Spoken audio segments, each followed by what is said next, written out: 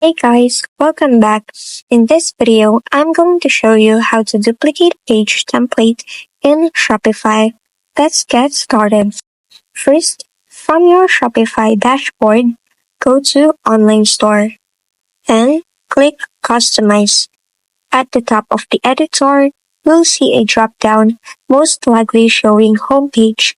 Click on that drop-down. Then, go to Pages.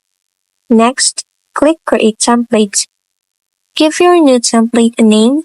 This will be your cloned page. Under the Based On section, make sure to select Default Page, as that's the layout you're duplicating. Once you're ready, click Create Template. Now, you'll see your newly created page template, and it will look exactly like the default page layout.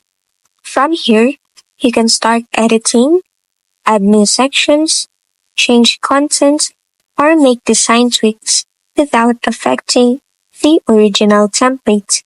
And that's it. You've successfully cloned the Shopify page template and can now customize it however you like.